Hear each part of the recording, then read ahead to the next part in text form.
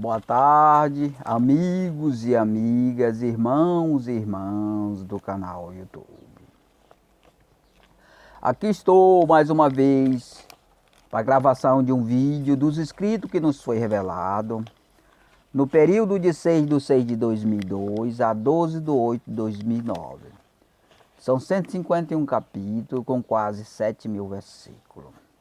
Está aqui em minhas mãos o capítulo 5 da parte A, que tem o seguinte tema: é indispensável a fé do investidor e outras regras sobre investimento. Esse capítulo ele tem 49 versículos. Versículo 1: o poder comprado com dinheiro só tem efeito prático se quem concorrer contra não faz exercício prático da fé, sendo a fé uma riqueza maior que quem tem muito dinheiro.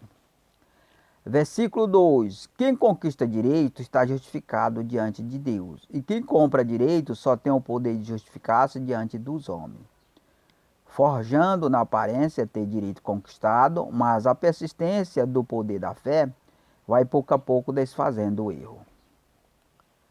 Versículo 3: quem investe nesse novo investimento está apostando no exercício prático da fé, porquanto também já crê, e não está comprando fé, mas dando-lhe apoio para seu exercício livre dos que negociam, apoiando e produzindo a prática das más obras. Versículo 4: ao ser usado o dinheiro para apoiar a produção do fato a ser praticado, que possa gerar fruto nos negócios, quem assim ganha consegue pelas obras, não pelo poder da fé e da palavra. E existe fé no dinheiro e nas obras capazes de ser produzida para gerar frutos. Versículo 5: e é investindo o dinheiro para reproduzir os personagens conforme o que é planejado para acontecer. E a verdade falada é inutilidade nas obras, sendo substituída pela mentira e o sigilo, porque toda a importância é dada ao que é feito, não ao que se fala. E quem muito fala atrapalha e é uma pedra de tropeço. Versículo 6: os frutos, quando produzidos sob a regência das obras, já não estando subjugados à fé na verdade, são produzidos na independência da fé e da verdade, e não estão justificados perante Deus. Versículo 7: e todos que juntam bens desta forma, ainda não estão aprovados por Deus, e perante suas leis está em estado lícito, e para o legalizar terá que se assujeitar a quem exercita a fé na verdade, investindo na estrutura comandada pela verdade falada. Versículo 8: quem investe na verdade passa a ser comandado pelo regime da fé. E primeiro deve crer no que ainda não vê, para depois ser possível ver o que é confiado. Pois investiu pela fé, para depois ser produzido fatos na prática das boas obras. Versículo 9: contudo, ao investir, investe no invisível e invisível, na fé e nas obras, vivificando a fé pelas obras, e ambos vivem frutificando frutos ricos e saborosos, sem que outros sejam comprometidos com o mal e a mentira. Versículo 10: o investidor não estará dando dinheiro, porém comprando ações, e ainda empregando seu dinheiro desvalorizado pela mesma quantidade de outra moeda valorizada, porém ainda convertida em títulos nominais. E a porcentagem de ações adquirida valorizada quando subir o valor total das ações ganha destaque em maior valor, que é a quantidade expressa no título convertido, que indica o valor da futura moeda. Versículo 12: o valor da nova moeda é o mesmo valor da mesma moeda mais valorizada na terra, sujeita à variação cambial. Porém, a nova moeda irá operar livre da variação e não está sujeita a ser desvalorizada pelo efeito da variação. Versículo 13: quando o investidor supera a variação pela fé, seus investimentos serão títulos nominais, tendo duas faces, até que seja lançada a nova moeda. E o mesmo valor investido em moeda corrente desvaloriza, passa a corresponder ao mesmo valor expresso da nova moeda. Versículo 14: os títulos nominais também têm valor acionário, identificado pela quantidade de ação adquirida, que pode alterar seu valor em relação ao valor expresso da nova moeda, quando valorizar o valor total das ações. Versículo 15. O valor convertido da moeda corrente na nova moeda valorizada somente tem direito quem o adquirir antes de 20% todas as ações serão vendidas. E somente é capaz de o adquirir pela fé, superando a variação contrária. Versículo 16. Quem investir e não superar a variação não conquistou ganhos no seu investimento, nem o valor da nova moeda, ainda poderá não ter o que investiu. A alteração do valor vindo pela variação das ações. Versículo 17. Porque todos os benefícios que poderão ser adquiridos por quem investe, só pode ser conquistado pela fé, não somente pelas obras, mesmo que quem investiu tenha investido bastante. Versículo 18. Cada um de forma particular somente tem o poder de conquistar se creres, não pela condição de termos dinheiro para investir, através da fé justificando os seus ganhos a Deus, e a compra das ações justifica seus direitos perante os homens. Versículo 19. Quem compra ações e depois aceita vantagem para resistir à própria órgão a qual investiu, apostou com a fé no seu investimento e perde o acesso à valorização das ações e a diferença valorizada da nova moeda e tem direito somente ao valor que investiu, sem qualquer tipo de correção. Versículo 20. Porquanto houve fé para investir, mas ela deixou de existir, não acrescentou seus investimentos, ficando os tais da mesma forma que investiu. Versículo 21. O crescimento e firmeza dos investimentos vem pela fé de cada um, não somente pela ação de investir. E quando não há mais fé, as obras ficam mortas, e não vivendo também não crescem. Versículo 22. Quem compra ações e vende a terceiro, quem primeiro comprou fica responsável pela ação do terceiro, a qual vendeu em relação ao investimento, até que seja identificado e conhecido a intenção do novo investidor. Versículo 23. Versículo 23. Todos que investirem serão identificados pela personalidade física, documento de identificação, pelo caráter moral e crença. A personalidade moral é o mais importante, será vista pela relação nos negócios. Versículo 24. Os que tratarem negócio conosco serão vistos como provável que alugam sua personalidade física para uso da personalidade moral de terceiro, apresentando seu caráter moral, uma conduta bastante frequente nos dias de hoje. Versículo 25. A compra de ações só poderá ser feita com um único valor mensal e sofre alteração quando subir o valor das ações, e não é obrigado sua compra todos os meses. Versículo 26. E em um mês somente é possível adquirir uma porcentagem de ações, nem mais nem menos, dependendo do valor pago por ela. E se for além do valor fixado por mês, o restante fica a critério do investidor. Versículo 27. Se o investidor em um único mês pagar mais que o valor fixo da porcentagem e dá direito a uma porcentagem de ação, será levada em conta sua intenção e teve a intenção de pagar a taxa do mês.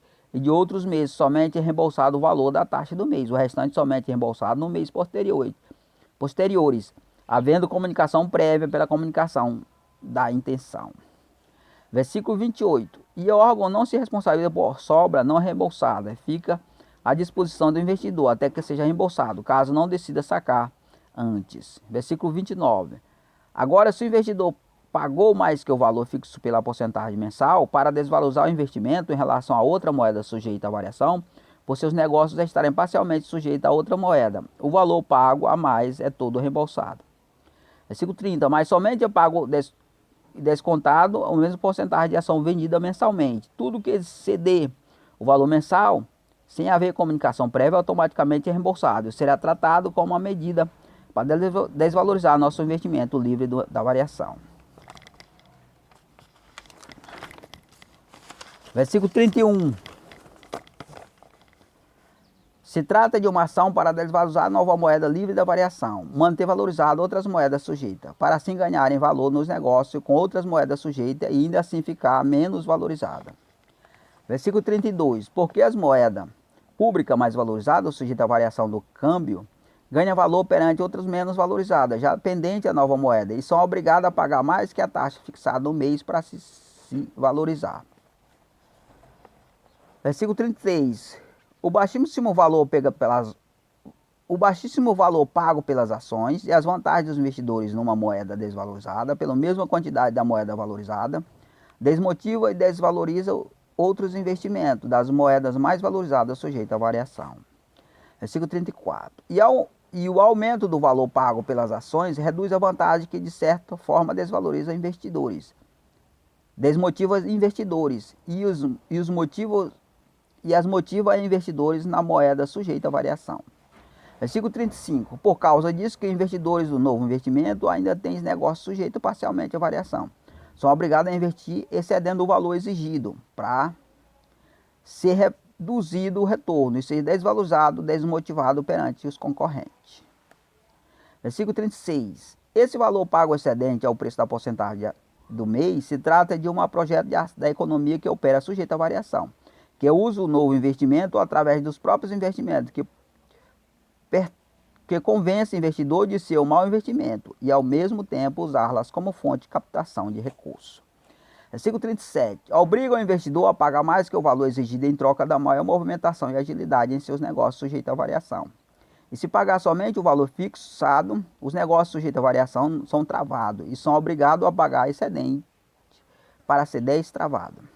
Versículo 38. O valor excedente certamente será absorvido pelos próprios que obrigaram o investidor a pagar mais. Fazem com que os investidores não fiquem sabendo que secretamente o valor excedente será resgatado, pois ainda tens o poder do controle usando a estrutura do novo investimento.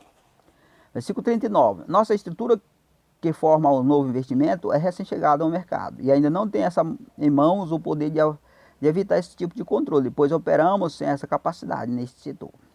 Versículo 40. Mas já temos condições de criar características, ou melhor, critérios, para pouco a pouco evitar esse tipo de operação, que usa como laranja nossas próprias estruturas. E somente vamos permitir que entre recursos para ser absorvido por outras fontes, feita por economia externa, e sujeita através de taxas, de prestação de serviço, tributo ou multa, desde que não traga qualquer perdas ao patrimônio dos investidores.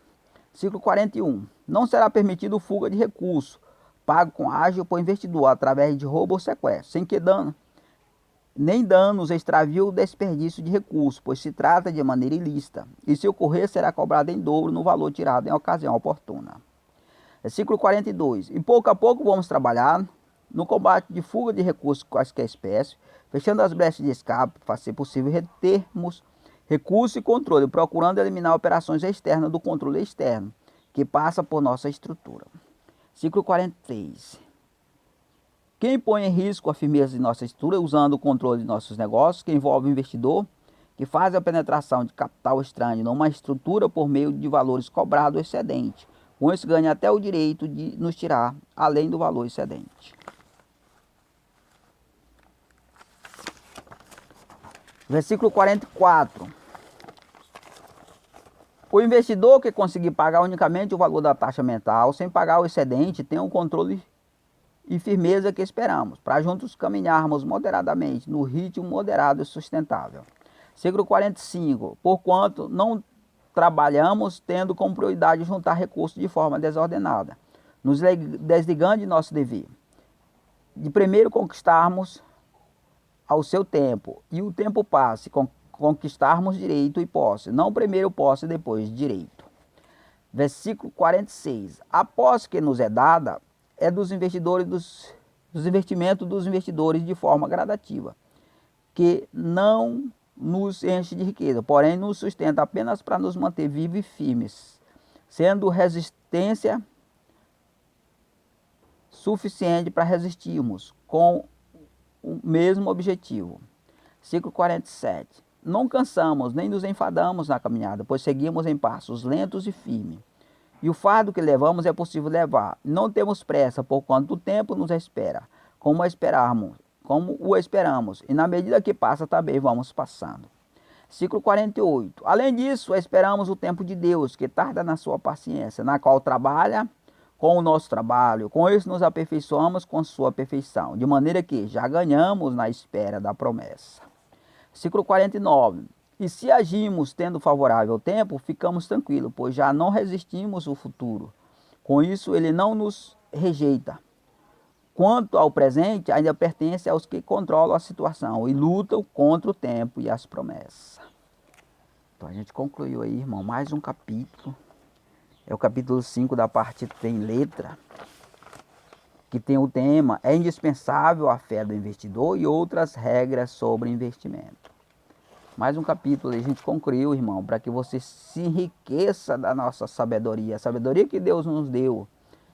Estou transmitindo a vocês com prazer, com amor, para que você conheça de graça, para que você conheça, se desfrute dessas maravilhas. Porém, você não pode usar, não pode pôr em prática, não pode fazer qualquer montagem usando essas informações. Por quê? Porque primeiramente não vai dar certo e vai gerar uma confusão, porque vai atrair pessoas, talvez até mais do que o nosso trabalho. Nosso trabalho não atraiu ainda.